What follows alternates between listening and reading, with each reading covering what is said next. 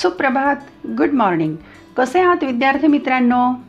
घरी राहा, सुरक्षित राहा, काळजी घ्या, आनंदी राहा, मजेत राहा, अभ्यासही करा आणि त्याचबरोबर आपल्या पालकांना आपल्या कामामध्ये मदत देखील करा.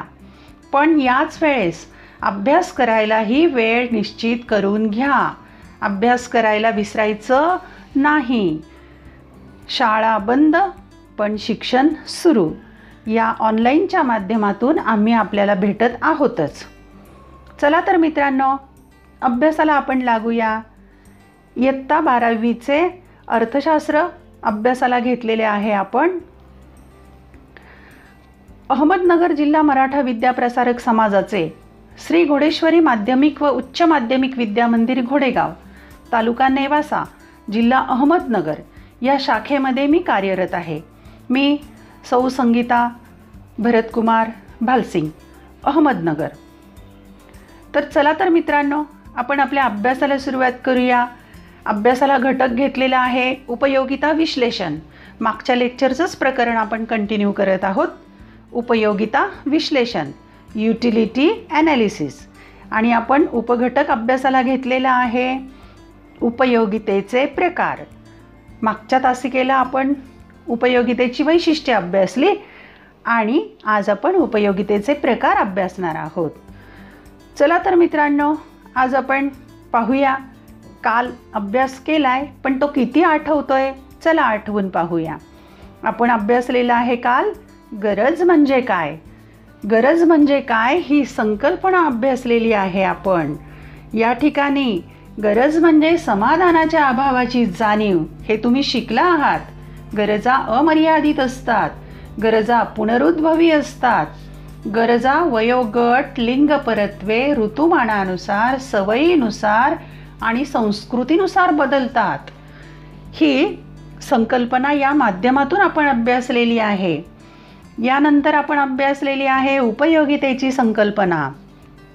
ही संकल्पना अभ्यासताना प्राध्यापक स्टॅनले जेव्हॉन्स यांची व्याख्या अभ्यासलेली आहे आपण.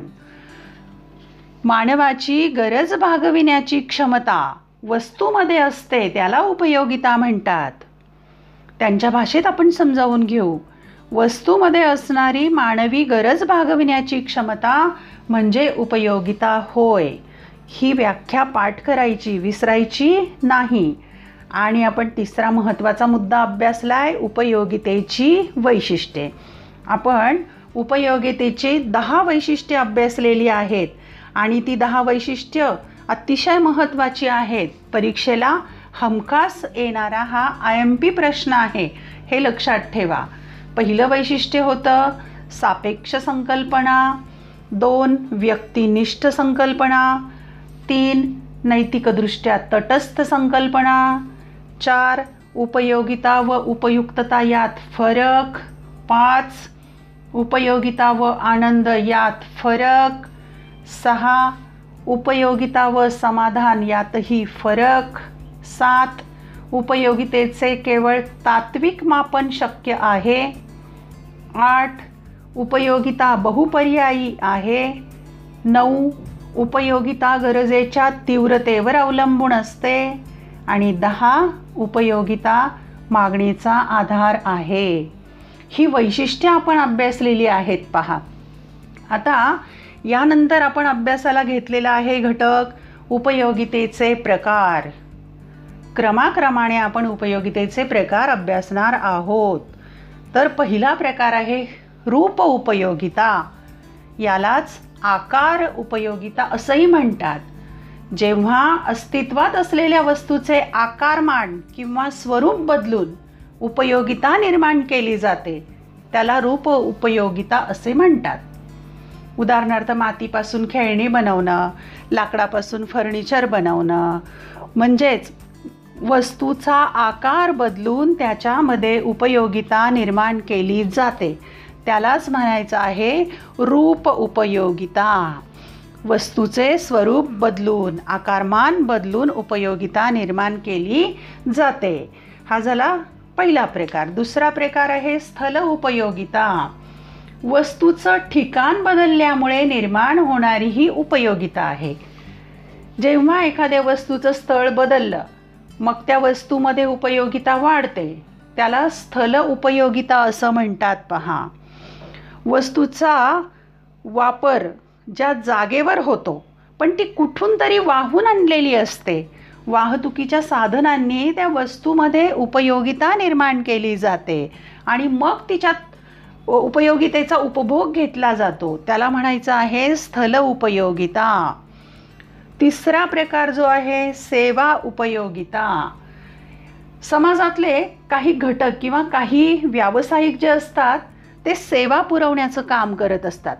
म्हणजे समाजातील काही घटक व्यक्तिगत सेवा पुरवतात, त्यांचा समावेश इथे होतो. पहा, मग ते घटक कोणकोणते आहे? डॉक्टर, वकील, शिक्षक, इंजिनियर वगैरे वगैरे यांच्या ज्या सेवा आहेत त्या कामाला म्हटलेल्या आहे सेवा उपयोगिता. याबाबत एक विशेष लक्षात ठेवा की इथे उत्पादन व उपभोग या दोन्ही गोष्टी एकाच वेळी होत असतात. हा महत्त्वाचा भाग आहे. पहा की ज्या ठिकाणी शिक्षक शिकवण्याचं काम करतोय, उत्पादन केलं जाते, त्याच ठिकाणी विद्यार्थी त्याचा उपभोग घेतात. ही झाली सेवा उपयोगिता. म्हणजेच उत्पादन आणि उपभोग एकाच ठिकाणी घेतला जातो. पुढचा प्रकार आहे ज्ञान उपयोगिता. ज्ञान उपयोगिता याचा अर्थ एखाद्या वस्तूचा वापर कसा करायचा हे ज्ञान झाल्यानंतर त्या वस्तूमध्ये निर्माण होणारी उपयोगिता होय, त्यालाच ज्ञान उपयोगिता असं म्हणतात. विशिष्ट वस्तूबद्दल ज्ञान प्राप्त करून ती वस्तू वापरणं ज्ञान उपयोगिता. मोबाईल चालवायचा कसा, वापरायचा कसा हे समजल्यानंतर त्याची उपयोगिता वाढते, ती झाली ज्ञान उपयोगिता. पुढचा प्रकार आहे स्वामित्व उपयोगिता. त्यालाच दुसरं नाव आहे मालकी. स्वामित्व म्हणजे काय? मालकी उपयोगिता. जेव्हा वस्तूची मालकी बदलते, स्वामित्व बदलते, म्हणजेच एखादी वस्तू एका मालकाकडून दुसऱ्या व्यक्तीकडे किंवा मालकाकडे हस्तांतरित होते, तेव्हा त्या वस्तूमध्ये उपयोगिता निर्माण होते. त्या उपयोगितेला स्वामित्व किंवा मालकी उपयोगिता असे म्हणतात. उदाहरणार्थ, दुकानदाराकडे कापड आहे, ते तुम्ही विकत आणलं, कपडे शिवून अंगावर घातले, तेव्हा वस्तूची मालकी बदलली, कापडाची मालकी बदलली. ती उपयोगिता जी आहे ती आहे स्वामित्व उपयोगिता. आणि शेवटचा प्रकार आहे काल उपयोगिता. काल याचा अर्थ काळ उपयोगिता होय. आता उपयोगिता काळानुसार बदलते. काळानुसार वस्तूमध्ये जी उपयोगिता निर्माण होते तिला काल उपयोगिता असं म्हणतात. पहा, पावसाळ्यामध्ये छत्रीची गरज असते, उन्हाळ्यामध्ये छत्रीची गरज असते. म्हणजे काळानुसार वस्तूमध्ये उपयोगिता निर्माण झाली आहे. वस्तूची साठवण करून ठेवणं, आवश्यकतेनुसार वापरणं, दुर्मिळतेच्या काळात वापरणं, तेव्हा ही उपयोगिता निर्माण होते. तुम्हाला माहिती आहे विद्यार्थी मित्रांनो, जुना तांदूळ, आपली आई तांदूळ साठवून ठेवते आणि म्हणत असते जुना तांदूळ आहे, भात किती छान फुललाय. म्हणजेच वस्तू साठवून ठेवणं आणि काही काळाने, काही कालांतराने वापरणं, त्याला म्हणायचं काल उपयोगिता होय. आता आपण या पाचही प्रकारांचं विश्लेषण घेतलेलं आहे, परंतु कदाचित तुम्ही विसरून जाल, म्हणून आपण काही चित्रांच्या माध्यमातून ही माहिती पुन्हा एकदा पाहूया. चला तर पहिला प्रकार आहे रूप उपयोगिता. पहा बरं, चित्रामध्ये काय दिसतंय? मातीची खेळणी दिसतायत.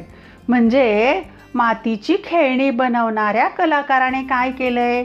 मातीच्या सहाय्याने खेळणी तयार केलेली आहेत. म्हणजे मातीचं रूप बदललं, खेळणी तयार केली आणि मग लहान मुलांना खेळायला दिली, त्याच्यामध्ये रूप उपयोगिता निर्माण झाली. म्हणजे फक्त वस्तूचा आकार बदललेला आहे, त्यामुळे याच्यात रूप उपयोगिता निर्माण झाली. पहा किती सुंदर हार दिसतोय चित्रामध्ये. सोनाराने काय केलं? सोन्याच्या चीप असतील, कॉईन्स किंवा लडी असतील त्याच्या सहाय्याने सुंदर दागिने घडवलेले आहेत. म्हणजेच त्याने काय केलेलं आहे सोनाराने? सोन्यापासून सुवर्ण अलंकार, सोन्याचे अलंकार घडवलेले आहेत.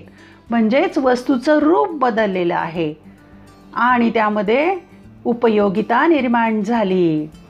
पहा, सुंदर सुंदर कपडे असतात दुकानामध्ये लावलेले आणि मग ते पाहून मन कसं होतं आपल्याला खरेदी करण्यासाठी. पहा बरं, जर तुम्हाला कपडा आवडला एखादा, घरी आणला तुम्ही विकत आणि मग त्याचे सुंदर कपडे शिवले आणि मग तुम्ही किती सुंदर दिसता. हीच झाली रूप उपयोगिता. त्या कपड्यापासून तुम्हाला आवश्यक असे, तुम्हाला साजेसे, शोभणारे सुंदर कपडे बनवले जातात. त्यालाच म्हणायचं आहे रूप उपयोगिता. हा प्रकार महत्त्वाचा आहे. तुमच्या घरामध्ये फर्निचर असेल, टेबल असेल, खुर्ची असेल, बेड असेल, दिवाण, डायनिंग टेबल वगैरे वगैरे, काही वस्तू लाकडाच्या असतील. मग झाडाच्या लाकडापासून ते बनवलेलं आहे. म्हणजेच झाडाचं रूपांतर, त्या झाडाच्या लाकडाचं रूपांतर फर्निचरमध्ये केलेलं आहे. म्हणजेच आकार किंवा रूप बदलून त्या वस्तूमध्ये निर्माण होणारी ही उपयोगिता होय. लक्षात आलं विद्यार्थी मित्रांनो? रूप उपयोगिता. पुढचा प्रकार आता आपण पाहूया, स्थल उपयोगिता. स्थल म्हणजे स्थळ, वाहतुकीच्या सहाय्याने वस्तूचं स्थळ बदलून निर्माण झालेली उपयोगिता. पहा, चित्रामध्ये कोळसा खाणीमध्ये काम करणारे कामगार दिसत आहेत. कोळशाची खाण तर भूगर्भामध्ये आहे, पण तो कोळसा भूपृष्ठावर आणून मग लोकांनी त्याचा वापर केला, तर ती झाली स्थल उपयोगिता. केवळ कोळसाच नव्हे तर भूगर्भामध्ये अनेक प्रकारची खनिजे आहेत. ती जेव्हा भूपृष्ठावर आणली जातात, मग त्याच्यामध्ये प्रक्रिया होतात. प्रक्रिया करून त्याचे वेगवेगळे प्रकारे वापर केला जातो, तेव्हा स्थल उपयोगिता निर्माण होते. पहा, या चित्रामध्ये नदीकाठची वाळू दिसत आहेत. ही जी वाळू आहे ती घराच्या बांधकामाच्या ठिकाणापर्यंत न्यावी लागेल, तेव्हा घर बांधता येणार आहे. म्हणजेच वाहतुकीच्या सहाय्याने या वाळूमध्ये स्थल उपयोगिता निर्माण केली जाते. वस्तूचं ठिकाण बदललं की वस्तूमध्ये उपयोगिता निर्माण होते. याचं हे उदाहरण आहे. पुढचा प्रकार आपण पाहूया, सेवा उपयोगिता. हा तिसरा प्रकार. त्याचं मागे उल्लेख केला मी. सेवा देणारे कोणकोणते व्यवसाय आहेत? एक तर आहे डॉक्टर. डॉक्टर जी सेवा देतात त्याचं उत्पादन आणि उपभोग एकाच ठिकाणी. असे काही घटक असतात, त्यांच्याबाबत उत्पादन आणि उपभोग एकाच ठिकाणी घेतला जातो. त्याला म्हणायचं सेवा. व्यक्तिगत पद्धतीने या सेवा पुरविल्या जातात. नंतर आहे वकील. वकिलाच्या बाबतही व्यक्तिगत सेवा पुरविणारा हा घटक आहे. उत्पादन आणि उपभोग एकाच ठिकाणी घेतला जातो.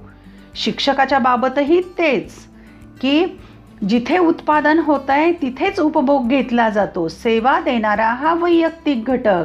आणि पहा, लता मंगेशकरचं चित्र, किती सुंदर गाणं गातात त्या. उत्पादन आणि उपभोग एकाच ठिकाणी आणि सेवा देणारे हे समाजातले असे काही विशिष्ट घटक आहेत.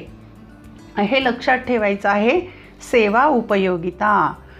पुढचा प्रकार पाहूया आपण, ज्ञान उपयोगिता. याचा अर्थ असा की एखाद्या गोष्टीचं ज्ञान प्राप्त झाल्यानंतर मिळणारी उपयोगिता. 4 चाकी वाहन चालवता येत नाही आहे तुम्हाला, म्हणून त्याचा उपयोगच नाही, उपयोगिताच नाही. परंतु जर वाहन चालवायला शिकलात, परवाना मिळवला आणि मग त्या वाहन चालवण्यामधला आनंद आणि उपयोगिता दोन्हीही वाढेल. मोबाईल तुमचं आवडतं आहे. जेव्हा मोबाईल चालवायला येत नव्हता, त्यातली फंक्शन कळत नव्हती, तेव्हा फारसं काही उपयोगिता जाणवत नाही. पण जेव्हा त्याचं संपूर्ण ज्ञान झालं, मोबाईलचा वापर कसा करायचा, मग मात्र त्यामध्ये उपयोगिता वाढलेली आहे. म्हणजे तुम्हाला ज्ञान झालंय त्या गोष्टीचं, वापरायचं कसं. पहा, सुंदर सायकल आहे. लहानपणी सायकल चालवता येत नव्हती, धडपड करत शिकलात आणि मग त्या सायकलच्या वापरामध्ये उपयोगिता निर्माण झालेली आहे. जसं निरक्षर व्यक्तीला पुस्तकाची काहीही गरज नाही, उपयोगिता नाही. या उलट साक्षर व्यक्तीला पुस्तक किती महत्त्वाचं आहे, म्हणजे त्याला ज्ञान झालेलं आहे वाचनाचं, लेखनाचं. पुढचा प्रकार अभ्यासूया आपण, स्वामित्व उपयोगिता किंवा मालकी उपयोगिता. पहा, ही सुंदर पुस्तकं जर दुकानात असतील, या डायऱ्या दुकानात असतील, तर तुम्हाला याचा उपयोगच नाही. पण तुम्ही दुकानात गेलात, या डायऱ्या किंवा पुस्तकं खरेदी केलं आणि मग तुमची लेखनाची गरज पूर्ण होणार आहे, तुमची गरज भागते, तुमची मालकी निर्माण होते. म्हणून ही स्वामित्व उपयोगिता. दुकानदाराच्या मालकीच्या वस्तू तुमच्या मालकीच्या होतील, ती झाली मालकी किंवा स्वामित्व उपयोगिता. पहा, हे सुंदर कपडे दुकानदाराच्या मालकीचे होते, तुम्ही खरेदी केले, मालकी हस्तांतरित झाली, हीच स्वामित्व किंवा मालकी उपयोगिता होय.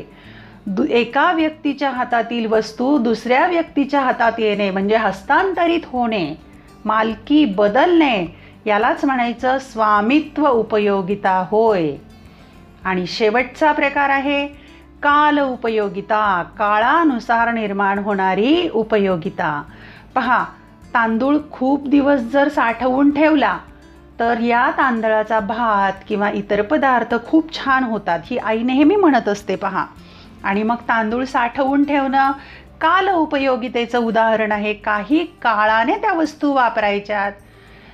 जेव्हा खूप वस्तू निर्माण होतात तेव्हा उदाहरणार्थ कांदे खूप निर्माण झालेत, शेतकरी कांद्याची चाळ कांदे स्वच्छ करतात, कांद्याच्या चाळीत भरवून ठेवतात आणि जेव्हा भाव येईल तेव्हा विकतात, यालाच म्हणायचं काल उपयोगिता. तांदूळ असेल किंवा इतर पदार्थही असतील, कांदाही असेल, साठवून ठेवायचा आणि काही काळाने वापरायचं. पहा, तुमच्या आईने उन्हाळ्यामध्ये वडे, पापड, कुरवड्या आणि इतर तत्सम पदार्थ केलेले असतील आणि वर्षभर आपण त्याचा आस्वाद घेतो. याचा अर्थ काय, तर ही वस्तू साठवून ठेवली आणि काही काळाने वर्षभर आपण वापरत आहोत, ही सुद्धा काल उपयोगिता होय. आणि पहा, सगळ्यात महत्त्वाचा मुद्दा विद्यार्थी मित्रांनो, रक्तदान हे महान दान आहे आणि ते इतकं महत्त्वाचं आहे की कुणाचा तरी जीव वाचवला जाऊ शकतो.